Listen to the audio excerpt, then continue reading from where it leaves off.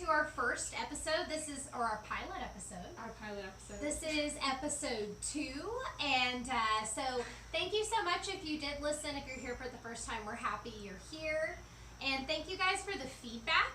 We really appreciate it. Yes. That was really nice. It's awesome that people are into this, that people care about it, and we had so much fun, and we're ready to have some more fun. We're going to have even more fun. Well, I'm Brittney.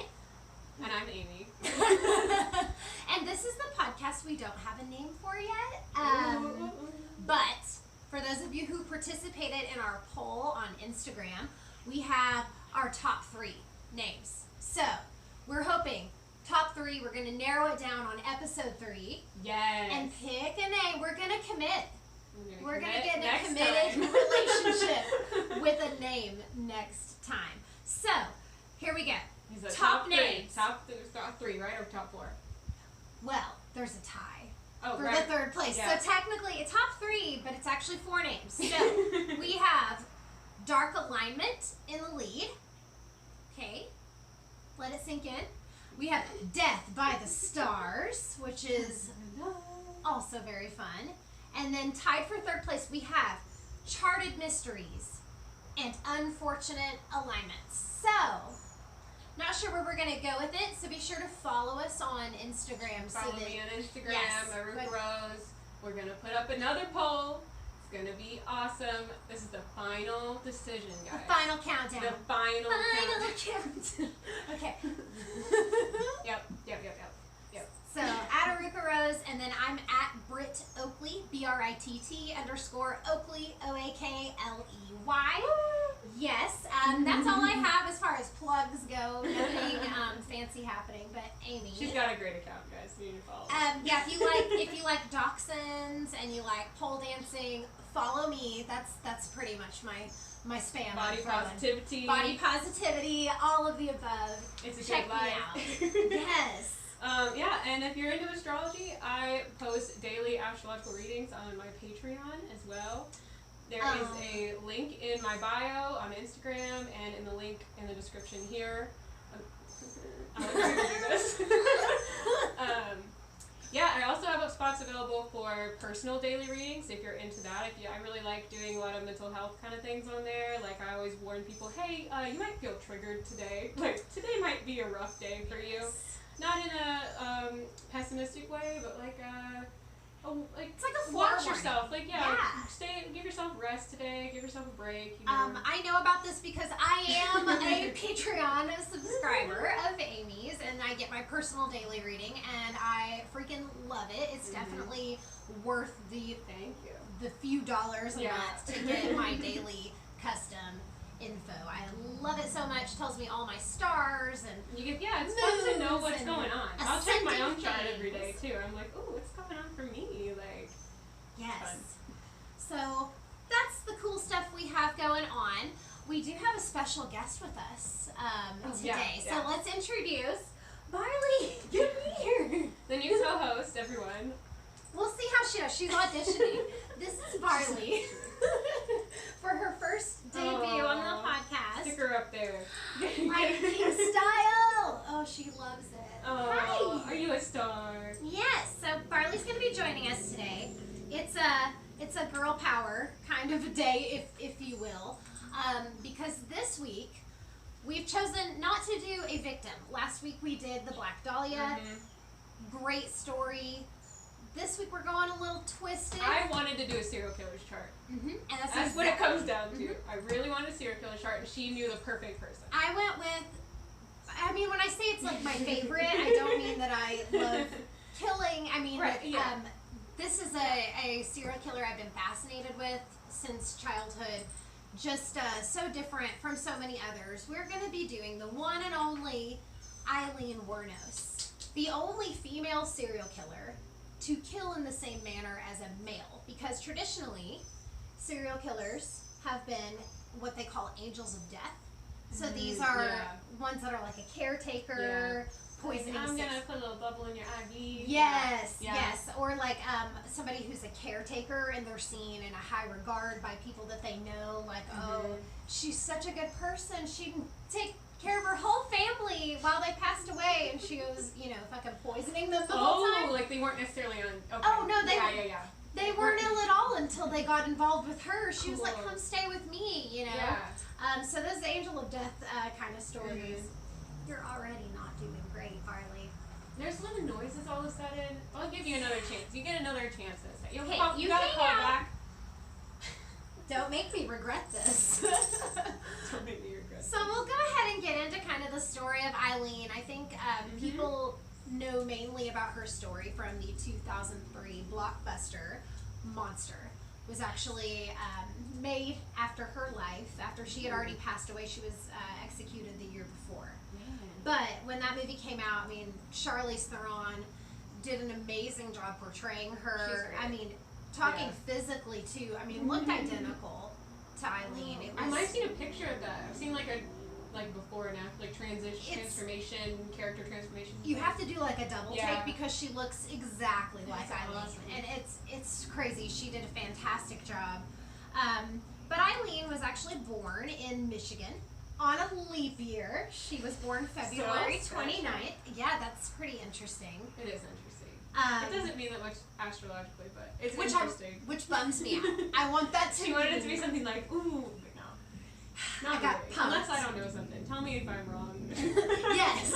Let me know if there is something special when you're born on a leap year, other than you just don't get a real birthday very often. Which was pretty fitting for Aileen because her childhood was horrific. Oh, so let's talk about the world that she came into. So Aileen entered a world with two parents. Her mom was 14 fucking years old when she was born and already had one child. That's rough. So, you have your second kid at 14. Yeah. Aileen's father was only 16, so you got two teenage parents in the mid-50s with two kids. So that was not that's stress. That's all a stress. popular way to start your family. No, not popular. Very stressful. We're talking, you're a mom. Yeah, and I'm like a young mom. I'm not that young of a mom. You're not a 13-year-old child bride. Even having a baby in college, like that felt really stressful. I can't imagine 14. Yeah.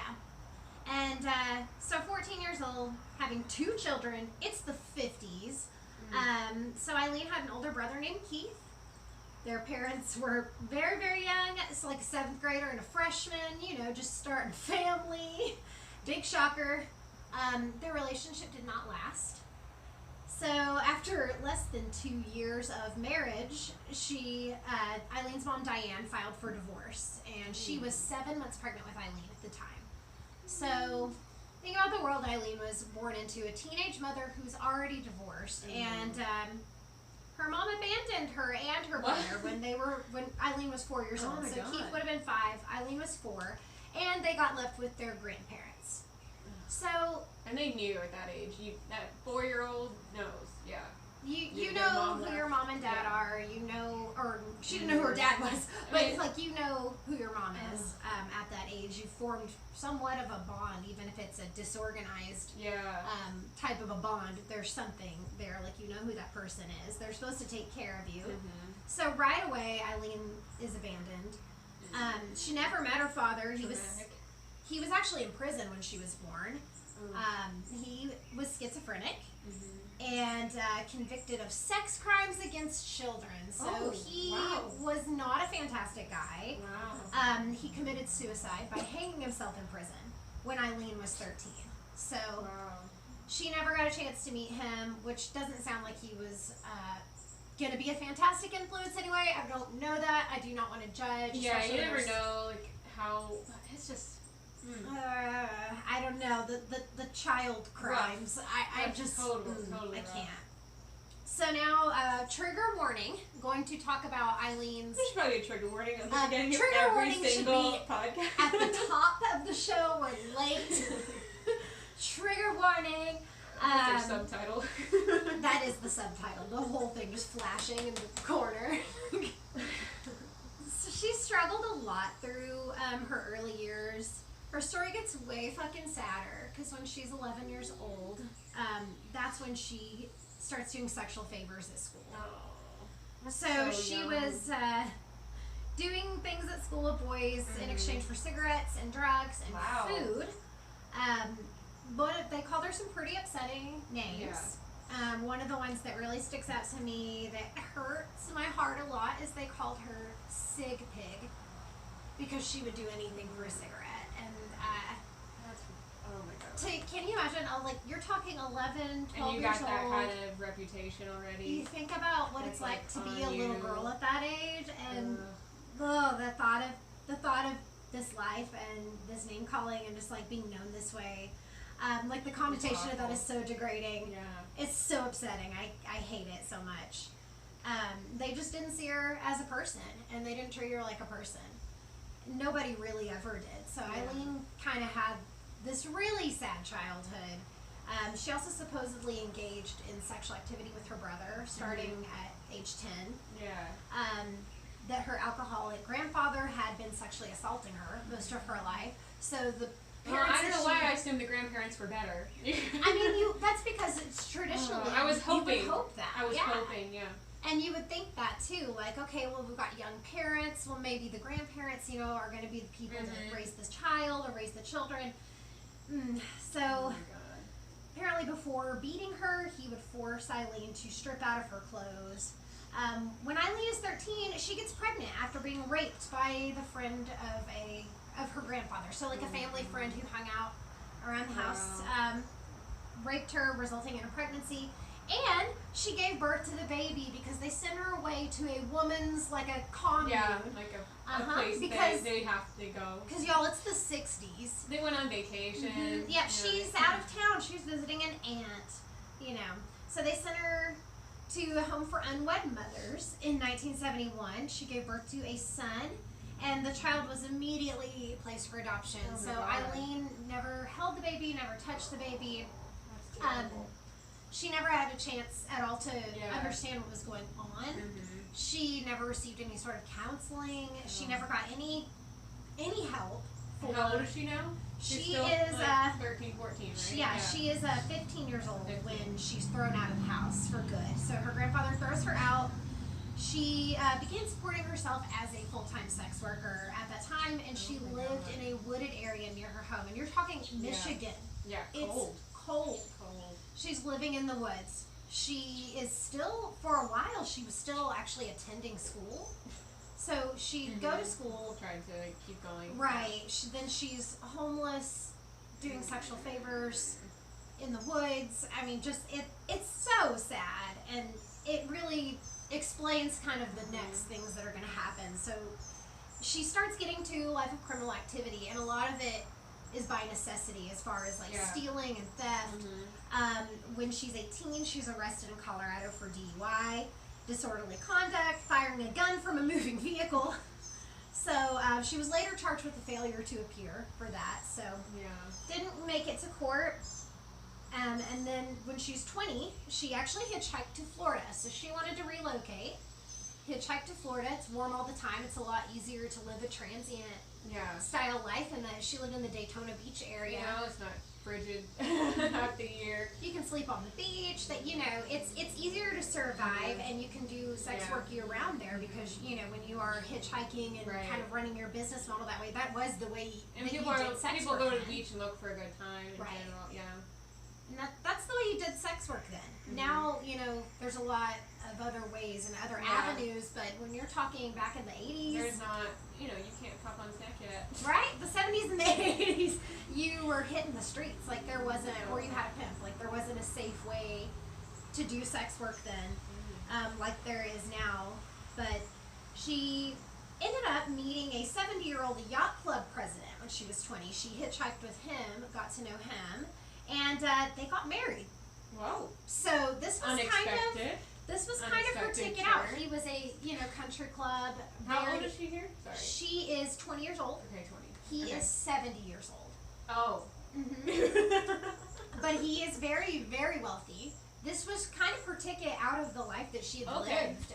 If she had been able to make that work, but poor Aileen, like, she always knew, and she says this in later interviews, like, she always knew something was wrong with her life, and she never knew how to fix it. She didn't know how. She couldn't figure it out. She didn't have the started off on such a bad, She had no tools, no chance, no wherewithal on how to like guide her life. But this was, you know, this could have been something really big for her. They got married. They had a wedding announcement in the paper, in the newspaper society pages. Like, she was part of high society at this point, and she had essentially made it out of that bad life. But of course, it quickly fell apart, and I mean, fucking fast. Like, it was like sand running through your fingers. It was very quick. Aileen kept getting into confrontations at the local bar. She was a heavy drinker and a partier. At one point, she went to jail for assault in there. She hit her husband with his own cane. Not good. Not good. Not usually, no. He got a restraining order against her, and that was on week 9 of their marriage. Oh, I pictured this years in for some reason. No, this was okay. That they had almost a 90-day trial. Didn't quite make it that far. So they actually ended up getting the marriage annulled, and that's pretty rough. At this point, Aileen, somewhere in here, she attempts suicide, where she actually shoots herself in the stomach. She says that was not her first suicide attempt. She was really depressed, struggling with addiction. Her whole life was miserable. Right. It's a really tragic story, and it stays a tragic story for a little while longer, like where we feel sorry for Aileen. Yes. You know, there are a lot of victims of her, but at this point, she's still... Right, she's still... Holy shit, I feel so bad for this woman. Like, her life has been a horrible tragedy. So she ends up going back to Michigan. Okay. And she's immediately arrested and charged with assault and disturbing the peace for throwing a cue ball at a bartender's head. So, you know, there's some anger. Right after this, her brother Keith died of esophageal cancer, which was really tough for her. And Aileen ended up getting $10,000 from his life insurance, so she ended up like actually. Okay, so that could been hold her over a little bit while, maybe, as long as it's not like a credit card situation. This could have been like fresh start, like a chance to really, you know, that's enough money where you could really do something, especially back then. Oh, true. You know, this was quite a while ago, where $10,000 would get you a lot further than it would now. Yeah. But now, a month later, she gets fined for drunk driving. She used the money she inherited to pay the fine and spent the rest within 2 months buying luxuries, including a new car that she wrecked a few weeks later.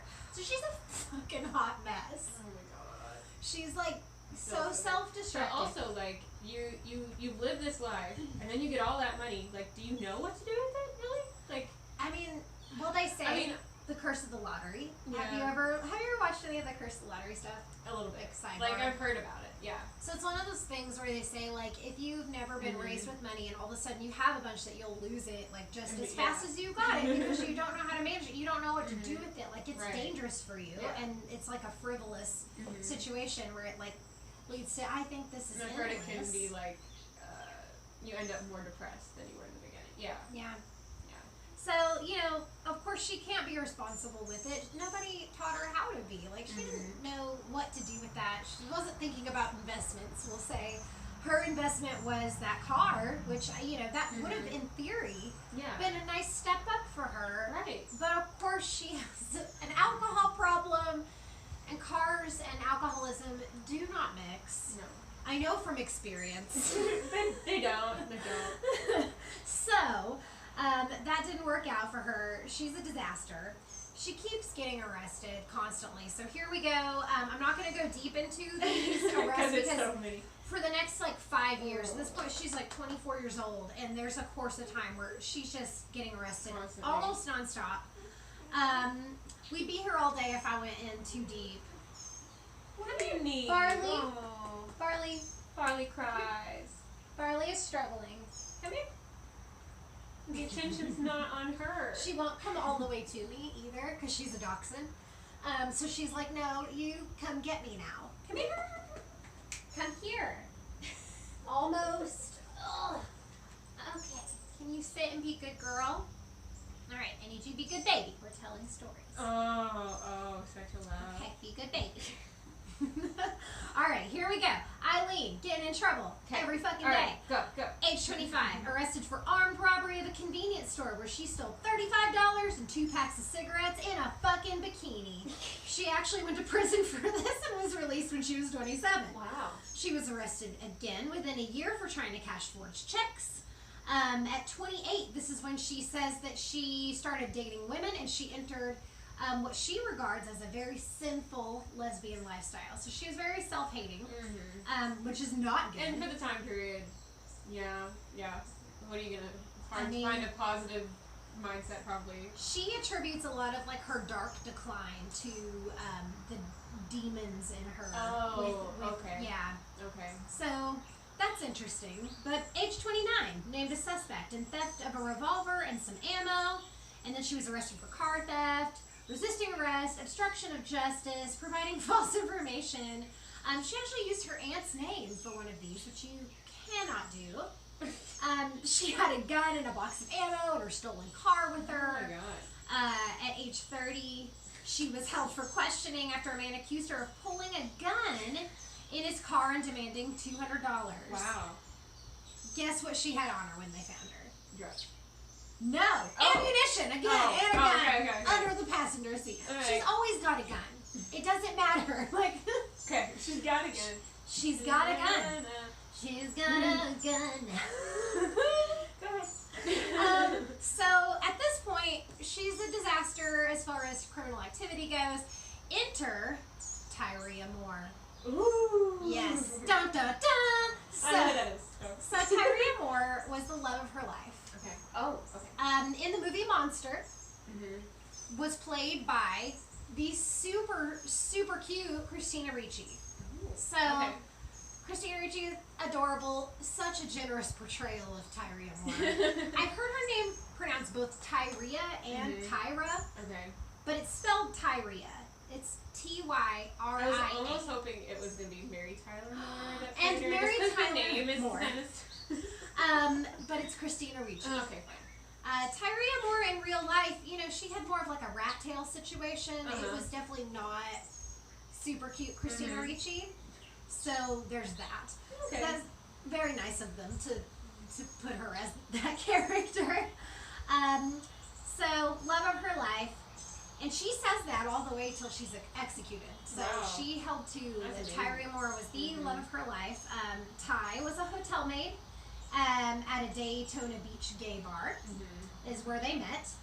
They moved in together really quickly, and they lived like nomads. They were kind of like, they'd live in a hotel room this week, in a different hotel this week, and now they're crashing at this place or that place. So they had a really nomadic lifestyle, but Aileen fully supported them in the career path she had known her whole life. What was that? A sex worker. Oh. She, at this point, had been a sex worker for 15 years, so half of her life she had spent living that way. She really didn't know any other way to make money. So, and her and Ty, started to get into trouble together. Ty says she never approved of Aileen as a sex worker and actually wanted her to stop. Yeah. But at the same time, Aileen wanted to support her. Yeah. Like, she was afraid that Ty would leave if she couldn't give her a place to live and they couldn't party. Like, they liked to party. It needed to maintain the lifestyle, the fucking luxurious lifestyle of hotel room partying in Daytona Beach. So she continued down that path. They were arrested a few different times. Ty was usually a witness to a lot of this stuff. Like, they'd be out at the bar. Eileen gets in a fight. She assaulted one guy with a beer bottle. A year later, Aileen accuses a city bus driver of assaulting her, claiming he threw her off a bus after a confrontation. Ty apparently was the witness. Their relationship was very much one where Aileen just wanted to spoil her. Yeah. Like, you're my young hot lover, and I want to spoil you because I want to keep you. And Aileen was desperate for that loving relationship. Like, can you imagine? Like, poor baby, her whole life she'd been abandoned and used, and Ty was the first person who ever loved her back. So that meant something to Aileen. Like, that's huge. That is huge. I mean, she was 30 when she met her, right? Yeah. That's like a long time. That's a long, long time. Yeah, 30 years of your life where you're completely rejected, and finally there's one person who's willing to return that love. Eileen completely attached and wasn't willing to let that go. She would have done anything. Anything to keep her. So that's like where shit is about to get really dark. So all this like empathy that you feel for Eileen, it's gonna go away pretty quick, because once she starts killing, shit gets crazy. So, are you ready for murder? I'm gonna take this as a yes. There were guns, right? She had a gun. Guns! We got guns everywhere. Guns be flying. Okay, so 7 men were killed within 1 year along the Florida highways. Wow. So this was really confusing to police. That's not the normal type of victim they're used to finding. There's so many. Typically, when you're seeing bodies like that kind of discarded along the highway, they are women. You're not used to seeing male victims. Like, what is he doing there? So this is wake up, dude. Dude, get up. So it's really interesting. It's not the normal gender that they're used to seeing, and no one suspected a woman. Yeah. At this point, Eileen was 33. Her first victim was a convicted rapist who she claimed that she killed in self-defense. Wow. She goes on to say that that could totally be true. Right. Yeah. You know, she hadn't killed if that was her first. Like, I mean, your rape story is your rape story. Yeah. I would never want to discredit somebody for that. So that's what she says, but she also says that about all 7. Yeah. This is where it gets a little glitchy. Who knows what's going on in her head? Right. Oh, we're gonna look. We're gonna look, but like, I've got some fun quotes. She was a lot of fun. Oh, she did a lot of interviews in jail up to like the week before her death. I bet everybody wanted to talk to her. Oh, she was a talker too. I'm excited to see her chart. Yeah, I can't. Coming up soon. Just keep listening. Coming soon. So she, of course, guess what she used to kill him? I'm gonna let you guess. Was it a gun? It was a gun. It was a gun. She loves guns. So they found his abandoned vehicle, and then they found his body where he was shot several times. Most of her victims were shot 6 to 10 times. There's a reoccurring theme with her murders. So the next victim, construction worker. Who doesn't hear all those gunshots? She's doing this along a highway. She pulled off and would take them a little ways away because no one's gonna pay attention to that. The way she would get them is hi, I'm a sex worker, pick me up. They're being secretive, picking her up in the first place. She's saying, let's go to this spot. I know this spot. They pull off the highway on this vacant road, abandoned. Wow. She would, at that point, get them out of the vehicle. Yeah. She would shoot them, kill them, rob them, and they usually steal their vehicle, sometimes for only a day or two, and then abandon it. Wow. So you've got male bodies off the side of the road in kind of these weird remote locations, all gunshot wounds, multiple, all robbery situations, and all their vehicles had been abandoned. So that was consistent with each one of her victims. One 6 times shot, another one 9 times. She left evidence in the vehicles. They were all men in their 40s to 60s. So, pretty interesting there. Wow. I mean, you're talking everything from actual sex offenders who we talked about, truck drivers, men in the military. One was a police officer that was he was actually a state child abuse investigator that she ended up murdering. Another one, I believe he was a pastor. Like, I mean, she was killing anybody. It wasn't, like a specific type of person. Yeah. No, it was really anybody who she got in their vehicle, because a lot of people suspected that they were just giving her a ride because she was hitchhiking. Yeah. You know, not necessarily soliciting sex work from her. But her claim every time was that she had been raped. And then Eileen and Ty actually took one of the vehicles with them. So was it like a nice one or something? It was really kind of whatever she needed to have. So she needed to have a vehicle for a while. She would have one, and Ty would just see Eileen is showing up with vehicles. Now she has money. How is this happening? She had suspicions, but it wasn't like, hey honey, I killed someone today. Exactly, it wasn't, or at least that's what Ty claims. Right. Okay. Yeah. So she claims that she had no idea about the killings. She would know. She suspected it because there's money showing up. Sometimes wallets. These men's wallets where she was seeing their IDs. You know, so there was some suspicion. But they finally, shit goes bad when they are joyriding in one of the vehicles and they actually wreck it. And as they're trying to leave the scene, they get witnessed. They're approached by a bystander who tries to talk to them. Aileen gets belligerent. They run off. Of course, the police come. They end up finding like video footage of them where they can identify them. Their faces are out there. The victim's personal items were starting to show up in pawn shops. Wow. There were handprints of Eileen's in the car. Yeah, I was gonna say, there's gotta be prints, right? Yeah, she has an extensive criminal record. It wasn't too hard to match prints. Like, they got your shit on file, girl. They know you. Like, you go to jail a lot. So once they kind of caught up with her, they watched her for 2 days and ended up finally arresting her in January 1991 on an outstanding warrant at the Last Resort Biker Bar in Daytona Beach, Florida. Wow. So this is a really popular place. I don't know if you've ever seen the pictures of it, but it's been highly publicized, and they actually did film the movie in that bar. They better have. Yeah, so it's become very famous. Of course, it's like a cult attraction now because of Aileen. So they've arrested her. The next day, they start looking for Ty. They don't know what she knows. They know of her. They know she's involved. Yeah. She was identified at the scene, fleeing the car. And she ran off to Pennsylvania. So that's a long trip. A long trip up there. Yeah. So once they caught up with her, she started singing like a bird, and she said that she would agree to get a confession. She said, "If you give me immunity, I can get you a confession." Whoa. Okay. So here we go. We've got the one person. Love of her life. Love of her life. One person that she ever trusted is ready to betray her at the drop of a hat. So, turns on her, Ty came back to Florida and the police put her in a motel where the cops had her make phone calls to Aileen. They recorded all the conversations. I've listened to them. I want to listen to them now. Yeah, it's, well, you can tell in the calls that Aileen is suspicious. She asks, you hear her say, who's in the room with you? Are you in the room with somebody? Like, she can feel it. Yeah. But Ty keeps pushing her. She denies it, and she uses some severe emotional manipulation. She says, the police are harassing me. They're looking at me. They're looking at my family. I need you to clear my name. I need you to confess so that I'm safe.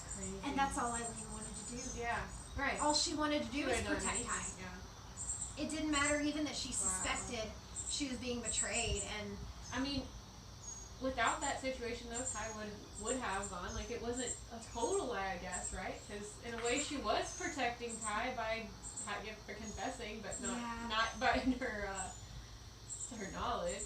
Yeah, it's one of those situations where it feels really sad. I mean, like, obviously, what Aileen did was terrible, and there are 7 men that are dead because of her, and these are fathers, these are husbands, these are people's brothers and sons, these are people's loved ones. And most of them, I believe, were innocent people not trying to rape her. I do not, you know, I'm the first one may have been self-defense, but you'll never. We'll never really know that. Aileen does talk about it later, though. Okay. But she ended up going to trial for murder, and she is convicted with the help of Ty's testimony. So Ty gets on the stand, testifies against her. This is the first time that Aileen is really realizing that she's been betrayed. Yeah. Ty wouldn't even look at her. Wow. All Aileen wanted was just like all this stuff. wouldn't even look at her. So she was sentenced to death. That's a rough. After sentencing, she testified that she was mentally unstable. She'd been diagnosed with borderline personality disorder, antisocial personality disorder. She hated prison. Oh, wow. What are you doing, man? Do we need to change locations, or are we good? I think we're good for a minute. Okay. Let us talk a little louder. We'll get loud. It's fine. People don't understand we're doing stuff. Come on. So, she hated prison.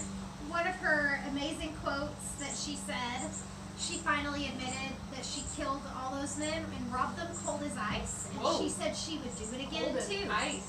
Do it again. Here's a direct quote. There's no chance in keeping me alive or anything because I'd kill again. I have hate crawling through my system. I'm so sick of hearing the she's crazy stuff. I've been evaluated so many times. I'm competent, sane, and I'm telling the truth. I'm the one who seriously hates human life and would kill again. Wow. Yeah. Initially, actually, when she was convicted, though, she had some choice words for the jury. Oh, I'm sure. She called them scumbags. She told them all that she hoped they get raped. Oh. That they are sending a raped woman to death. Wow. So it's funny. She contradicts herself a lot. At one point, she really starts to kind of lose her shit in prison. Yeah. She starts accusing other prisoners of tainting her food with dirt and spit and urine. She says the guards are trying to make her commit suicide, and she thought they wanted to rape her. This is a constant theme in her life where she feels like everybody wants to hurt her sexually, which, I mean, that childhood, I can see where that mindset came from. Yep. She complained of strip searches, and she frequently had window checks and door kicking. She blamed everybody for the mattresses. Like, her mattresses had mildew, and she thought that was sabotage. She just had a lot of problems in jail. She said that she was being poisoned, that her mind was being tortured, and that her head was being crushed by sonic pressure. So at this point, Aileen is getting pretty delusional, paranoid. In one of her final interviews, she is completely competent through the whole thing till the end. She switches and she starts accusing the interviewer of trying to make her look crazy. Whoa. She is mad at everybody that everybody took advantage of her whole life. Now they're making a book and a movie, and that people sold her out. That would do it. I mean, she's not profiting from it. No, she's not. And her final words on camera were, "Thanks a lot, society, for railroading my ass." Ooh. Her execution took place on October 9th, 2002. She died at 9:47 a.m. All right. So we know times. Yeah. She refused her last meal. Whoa. What a move. What a move. She said, hell no. She could have had anything under $20. Like, I would have gotten so much shit. Oh yeah, I would have been like sitting, eating. What would her last meal? Oh, I don't know. It's too hard to say. Like a buffet, like a little bit of everything. Okay. Everything I like. I would do like all the sugar. I would do so much sugar. No sugar limits. All the grains, because I cannot have grains. That's severe allergic reactions. So I would eat like all the shit I could get. I'd eat bread and butter. I would eat so much ice cream. I would eat I wonder if so much shit. I wonder if I'd stay vegan on my last meal. Who knows when you're in that mindset? Oh my god. I feel like I would, but no, you throw it out. No, you would eat cheese. No, I don't know. I would eat a lot of cheese. I don't really know. I mean, it might help if your stomach. It would make my stomach hurt. If your stomach hurts and you're on the chair and they're about to kill you, it's like, oh yeah, get me out of this. Yeah. You don't really want to live. I'm so much dramatic about stomach pain. Like, oh yeah, just kill me. I've overeaten to a point that it's time to kill me. That's awful. That is awful. Sorry, guys. We're morbid. It's terrible. We apologize. So instead of having food, she had a cup of coffee, which I can't dog her for. I mean, I feel like I would want espresso. So, Yeah, some kind of... Her last words were fantastic. Right, Are you ready? Last words. We're going to end it with her last words, and then we're going to look at her chart. So, yes, I would like to say I'm sailing with the rock. I'll be back like Independence Day with Jesus, June 6th. What? Like the movie, big mothership and all. I'll be back. Aileen was the 10th woman in the United States and the second in Florida to be executed since the 1976 United States Supreme Court decision that was restoring capital punishment. So, that whole thing, her childhood best friend, who was her only friend, really, her whole life, all the way to the end, said that whole statement was Aileen talking about God and getting people to talk about her, which here we are, because she was a hell of a character. That's amazing. June 6th? She threw that day out? She said she was gonna come back. Yeah. She said. And what day she died in October, so like the next year she was saying she's coming back? She didn't say a year. She said she was gonna come back like Independence Day with Jesus. Maybe she meant the 4th of July, because that's Independence Day. Wait, what year was it again? 2002. I was gonna say maybe it was 2006. It would have been 666. Nope. Nope. I think she was just random. Okay. But she was cremated. Her ashes were given to her lifelong best friend Dawn. Dawn took her out of Florida, where all her misery was. This is her words. And then she scattered Eileen's ashes back in Michigan in her home and planted a tree in her memory with her ashes. So, Aileen did have people who loved her. And also, hey, Charlize Theron won an Academy Award for Best Actress for playing Aileen. So congratulations. There were some wins for people with this story. That restaurant got a lot more business. More losses than wins here. The media probably had a bump in ratings. I am ready to look at her chart. Are you ready? Yeah. All right, I'm gonna pull it up. She's got her vertex in Scorpio, vested Scorpio. Okay, what's a vertex? All right. Okay, super general. Your vertex kind of shows like where you're kind of directed in life a little bit. It's not as strong. It's not the same as your north node. I don't know how I can explain it super simply in like a sentence. Okay. Aside from that. Okay. All right. Cool. All right. So what I want to look at on a serial killer chart. I'm so excited to look at the serial killer chart. We got basics. Her sun is in Pisces. Pisces, babes. There you go. I'm really glad this is a Pisces person. I really like Pisces. Yay! It's like one of my favorite signs. My favorite we sign. vibe well. Yeah, I really like Pisces. And then her moon, Libra moon, but barely. Okay, so I have the same moon. Oh my God, holy shit. Is this why I have always been more drawn to Aileen? I don't know.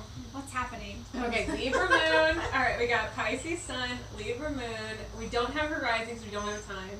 Okay, yeah. Yeah. Not for birth. We tried. I don't have time. I looked, and I was like, does it even say like she was born in the morning? Like, no. We got nothing. She was born in a junior high situation. Nobody recorded the time. Yeah, well, we tried. Her north node is in Sagittarius, and that does tell me a lot about how she's so willing. Well, not that it was necessarily her choice, but she is headed on a life path where she is traveling. More like exploration, adventure lifestyle.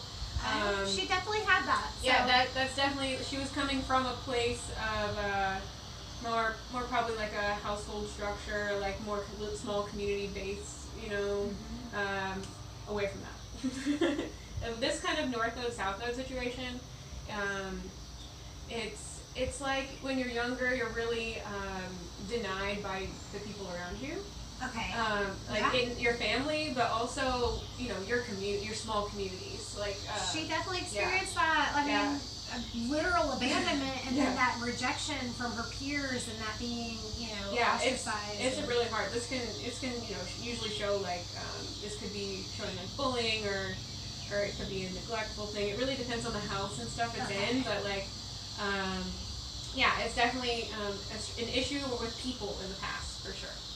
And then her north node being Sagittarius, you're really like not escaping, but because Pisces is more escapist. I guess, she is, she does have some Pisces going on. She's escaping, yeah, she's going away. She's traveling away, like, pretty far. I mean, she was from Michigan, she went to Florida, like, that's a pretty good. She did literal escaping, but she also did mental escaping. That's why, she that's abused a Pisces alcohol, thing. which is totally a Pisces thing. So. That's a Pisces thing. That escapism mindset where, you kind of are made to have this like strong inner world where you can escape to.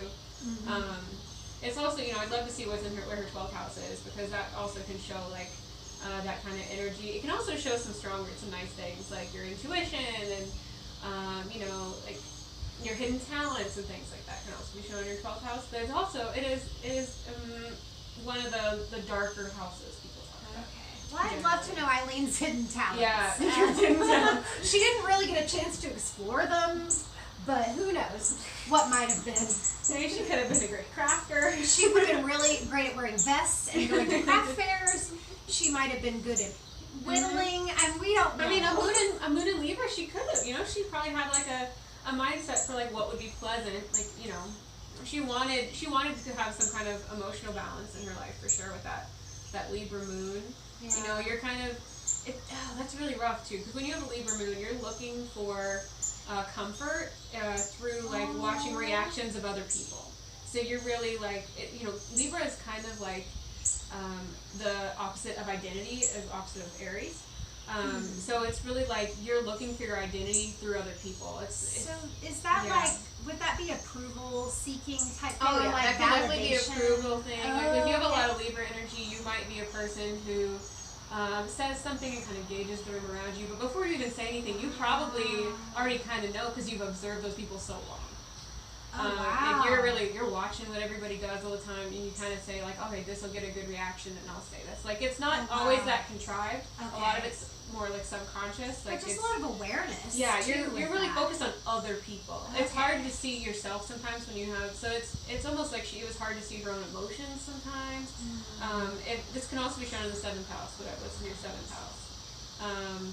You know, this could also show like she was going to be really emotionally committed to a partnership with a moon in Libra, because Libra is a partnership type of sign. It's rough. Her moon does have a square to Uranus, so this shows a lot of unexpected issues, like an issue with probably identity to some extent. It's in retrograde as well. Like unexpected. Uranus is in Cancer in retrograde. That's also the mother. Cancer, you're looking at things with the mother. Unexpected issues with the mother. It's kind of like this spontaneity of the universe just really like slapping her in the face emotionally.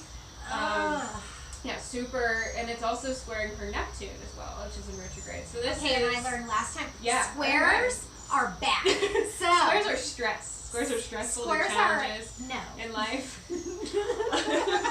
Squares are so no. They're so no. Yes, knowledge right there. I'm learning every time.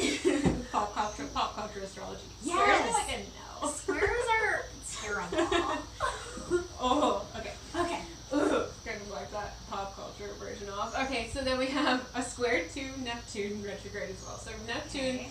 One of the things Neptune is really famous for is like, you know, it's your intuition. It's like your dream world, you know. It's also how you kind of view the world. It's like for example, Pisces, which is ruled by Neptune. Sometimes they will kind of view the world through these rose-colored glasses. Like they want to see the nice things, because if as soon as they take those rose-colored glasses off, like they feel like they have to escape. Like it's like, oh, this is too much, you know. Pisces feels everything. Totally. So it's really stressful when you have a lot of Pisces energy going on. So Neptune also having stress on it like that, like the stress from her, you know, things that would come up chaotically in her life would do a lot of damage to her worldview as well as her emotional self. And her day-to-day life was just constant chaos. So that seems like it was. Yeah. I can't see anything in Virgo, which would show like running day-to-day routines and stuff, unfortunately. If we could see her houses, we could see a 6th house issue, but I don't have her houses. And that's because we don't have the birth time. Yes. Like it won't show us houses. Okay. Mm-hmm. Okay. Yes. We'll have to probably make sure soon we get something with the birth time, because I'm really curious now. Yes. All right. Then we get all right, here's a big stressor. Saturn square Ceres. So Ceres is an asteroid. Saturn is a big planet with rings. I know that one.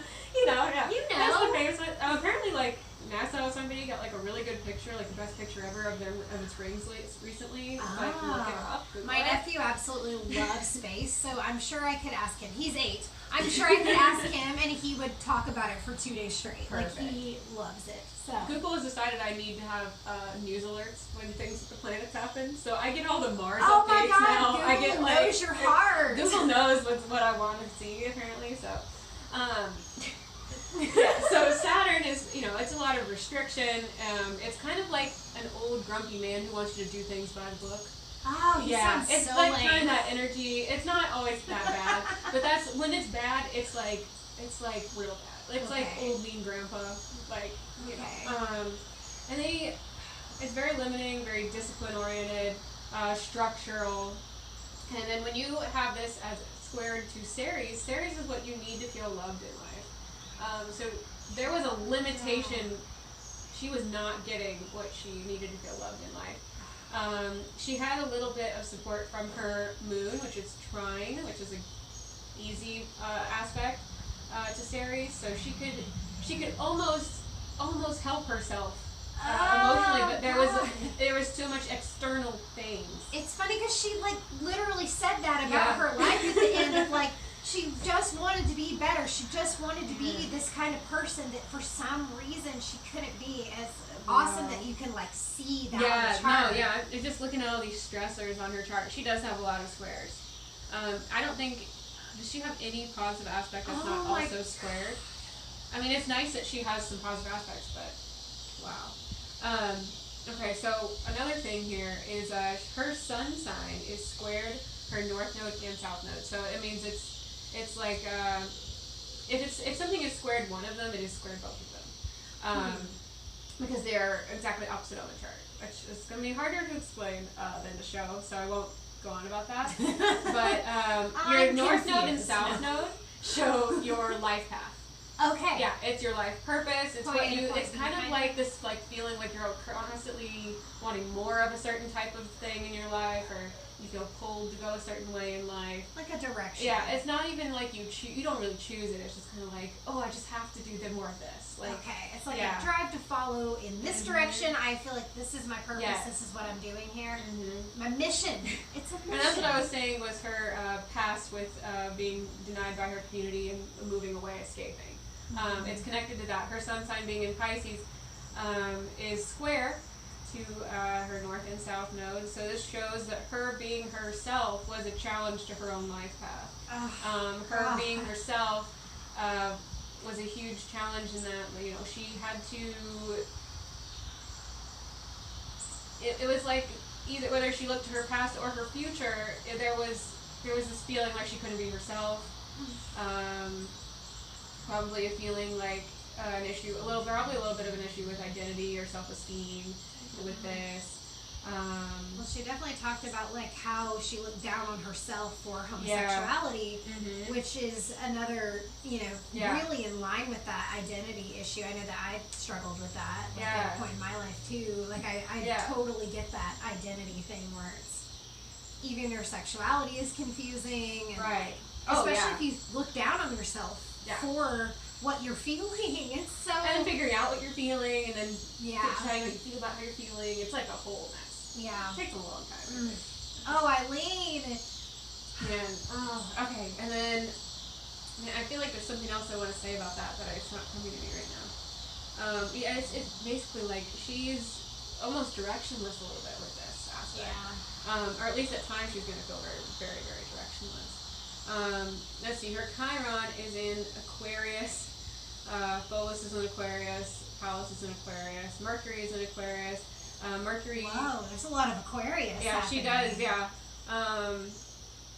And then all of those are hit with some big squares to Vesta. So Vesta is that energy. It's in her vertex. It's what you're most devoted to. It's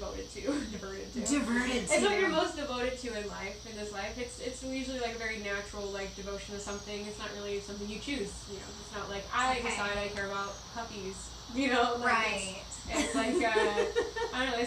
She's just very devoted to actually a scorpionic energy. It's very intense, strong, kind of more. Probably a little bit more tough, that kind of explains why I think when she was older she kind of went that route, to feel some kind of good about herself. There's a trine to her sun sign from there, so that seems like it might have been a little supportive of her ego. Because trines are good. She did okay. So the squares I was talking about, when you have someone with Mercury with a strong square like that, it can really mess up your thinking. Mercury is about how, your common sense, your basic practicality, your thinking, your thoughts, your communication. And being in Aquarius just really makes it kind of like that detached situation I was talking about before. Okay, yeah. In the last episode, catch it on the repeat. I don't know. On the repeat. Rewind it. I'm Put your VJ test tape in and rewind it. Why did I say repeat? I don't know. Anyway. Yeah, so, okay. Sidebar. So, I mean, for her to keep feeling good about herself a little bit, like she had to it kind of messed with her thinking. And her communication. It really made it, it was already kind of in a detached manner, very smart, but kind of detached manner. That really puts a big stress, but a big, emphasis on that. And then Chiron being right there as well, this can really show that she was not helped by, the larger community. I was going to say, anyone, anywhere? Society failed her. And that's shown by her Chiron with squares to Vesta in Aquarius. She believed society failed her. She believed that she, that Pholus was her is reality. conjunct that, and Pholus is an asteroid which really I'm going to say this word wrong, exacerbates? Exacerbates. Yeah. That's right. Did I say it right? I think it exaggerates. I can say exaggerates. Whatever area it's in. It's similar to Jupiter. Jupiter will expand whatever area it's in. Okay. For her, hers is conjunct Pluto, so you're expanding change in life. For her Pholus, it's exaggerating her life trauma. So it's making it even bigger. It's intensifying. Yeah. It's taking it the extra mile, and it almost makes it where she's tripping herself up over time. Because, you can really just shoot yourself in the foot with a bad Pholus placement. A lot of issues there with Aquarius. That's really rough. She definitely had it really rough. Yeah. Can you see anything on there, any changes in, being aggressive or anything? Oh, because that was the two sides of her, is, she seemed to have this side that was really fun and liked to party and liked to kind of escape and be wild and free, wild child. Then she had this other side where people always talk about her temper, how she would just go off the handle, how she would become physically violent with just about everybody. And that was later in life, right? Yeah, this was in her 20s, her mid to late 20s, when she started getting into that life of crime, because her younger childhood days, they didn't talk about her ever being violent really until, she started drinking and partying. So I'm sure alcohol did not help with, her feelings of anger that she was going on. But leading up to just her killing, it seems like there was a spike in her, the way she expressed her aggression. Not that she didn't feel it before, but her expression of it certainly changed and manifested in a way. And also that paranoia of always thinking somebody's gonna hurt you. Yeah. Because she carried that all the way to accusing guards of peeing on her mattress and stuff, and peeing in her food. That would be, that delusional aspect is a lot of a poorly aspected Pisces and Neptune placement. And she does have that. And it's really tied to her emotions, those delusions, especially because the moon is conjunct Neptune on her chart. Okay, so the aggressive side, this is why I forgot to talk about it, because she does have some nice aspects to Mars, which is where you look for, it's a more combative energy, Mars. It's kind of you think of an Aries, kind of fiery, kind of... My mom's an Aries. Hi, Mom. Hi, Mom. So we got Mars here in Capricorn. Capricorn makes Mars a little more practical, maybe calculated, maybe a little bit more structured. Good for her. She sounds like she needs that. Her ambition and her passion in life is going to be more structured, except she doesn't know where the fuck she's going. She's got the thing with the issue here is that she has Lilith and Juno conjunct this, which can mean that she feels empowered when she uses her Mars placement. She feels committed to sticking with how she feels empowered. Okay. Which seems like that's murdering and dominating men. It's a potential right there. Because, you got a strong vibe going with that. But the killer is Aileen. A twin and the kicker is some other thing. So, okay, there's a queen comes from her Mars to that Uranus retrograde that I mentioned earlier in Cancer. This is mother issues. This is unexpected chaos from the world really hitting you. This is issues. Uranus also rules Aquarius, so this is also issues with society not helping you. This is this. I could go on and on about this, but that is in quincunx to her Mars. So this is like a block energy. So all of this is happening, and there's a block to her ambitions and passions in life, and how she exerts herself physically and combatively in some way. So it does. When there's a block like this, I would be tempted to say like there's probably a shift at some point, because it's kind of like you're running into the same wall over and over your whole life, and then at some point she just freaks out, because I mean maybe she was raped, but it looks like there was definitely potential. Like if you're gonna hit the same exact block in life over and over, and your energy is so intensified. It's kind of like a pendulum effect. Like if the pendulum's swinging a little bit, it's not a whole lot going on. But if your energy's swinging a lot, like you're gonna hit that block and you're gonna freak out. That's where I see that aggression coming out. She does have Venus in Aries, but that I don't really see that necessarily being. It could kind of be like a vibe where if you fuck with me, then like I'm gonna fuck with you. I mean that is definitely how she that reacts. Could definitely be a part of it as well. Yeah. It's like one of the things Ty would say is that when they would go out, Aileen would get into so many confrontations that it was embarrassing. That it got to a point where it was like they couldn't go anywhere without Aileen getting into some sort of verbal altercation. Just like she was ready to fight. Like she was ready to be. She was on defense mode. Yeah, she was on defense mode her whole life. So she was ready to be the victim of something and then retaliate and react. So that was definitely kind of her thing. Okay, I'm gonna pull up her death. Okay. All right, so this is a way more complicated chart. I'll just show you guys for like a second. The chart. It's not gonna show up really well, but I thought it might be fun. Just put a still on the chart, like meet it in there. Put a still frame. I don't know. We'll get our tech people to do that. Okay, I want to look at. Amy's our tech people. That's me, though. Barley's our sound guy, and she's done a terrible job. Oh, okay. Here's something interesting. I'm ready. Oh my god. I'm ready. All right, her vertex is conjunct where. Okay, your ascendant is what was coming up on the horizon. Okay. The moment that we pulled the chart. So it's exactly over her vertex on her chart. So the moment she died, the sun was rising right where her part of her life was headed. If that makes sense. So it's really rare to have like an exact aspect like that. Does that mean like? Oh, and Pholus is there as well. Oh God, what so does it mean? This is her combative energy with through Venus and Aries. This is her part of it, not all of it. This is her shooting herself in the foot energy, like messing herself up, society failing her energy. It's all right on the horizon as she is killed. Wow. So it's really symbolic energy right there with her death.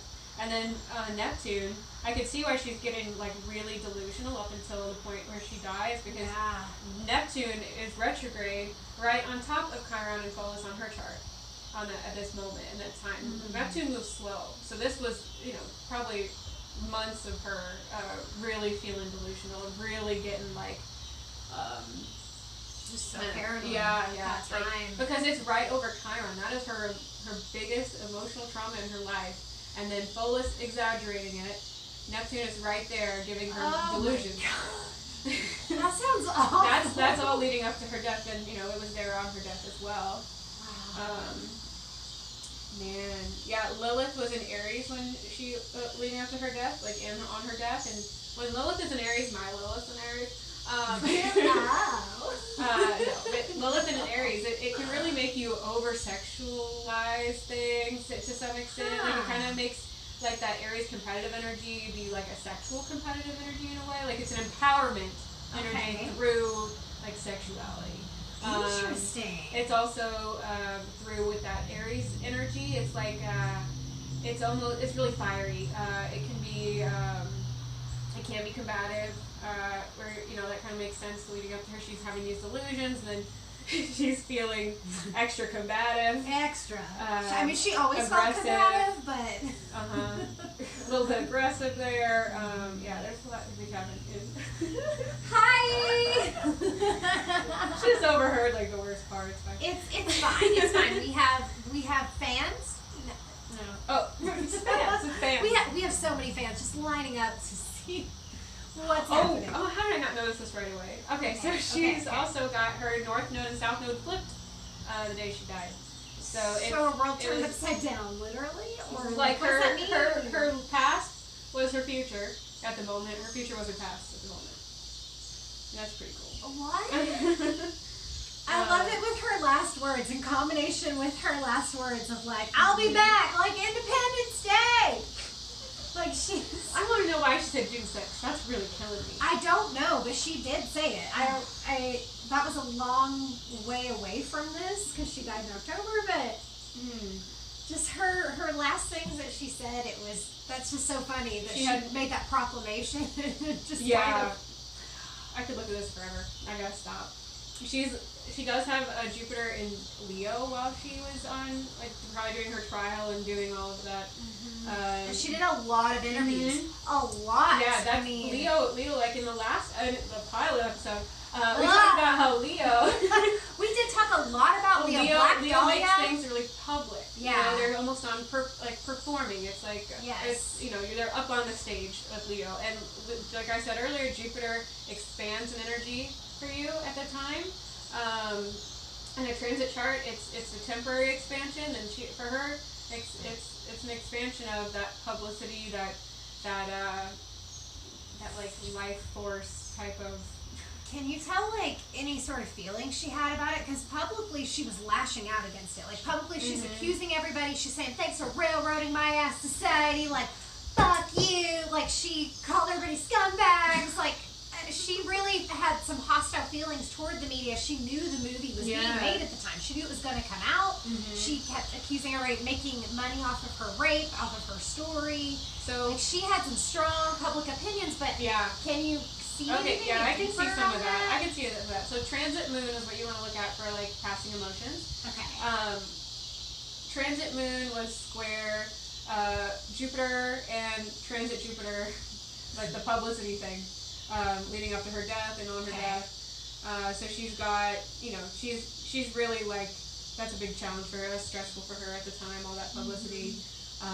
Not happy about that. Okay, that was a genuine emotion. I figured it was. And the moon was leading up to her Saturn, which is limitation. It was in Scorpio, which is traditionally, the sign of death. It's transformation. It's all of that. So I don't know, we would want to see more of like a house situation, but, well, I guess we do have a house. We have a house. Because it's in the first house. I like house. Yeah, so the moon in Scorpio was the first house. Oh, man. Okay. So she was not feeling good about it. She kind of felt like she could have some, like, creativity about her, well, not creativity, but kind of like she was finding a new approach to things at the time as well, because she's got this quintile over to her massive Aquarius problem. I think she's trying to get her mind right a little bit at this time. She's also got a trine to her Uranus issue from transit moon. She's really, I think she's trying to be at peace with it to some extent, but she's not happy about a lot of other things going on. And that makes sense. Yeah. Oh, she made it known. She made her unhappiness quite known to everyone in every situation. Oh, Aileen. Well, the current 8th house, when the moment she died, was over her. It was right next to her life path issue, where I said things were flipped on the day she died. Saturn is also there. It shows restriction again.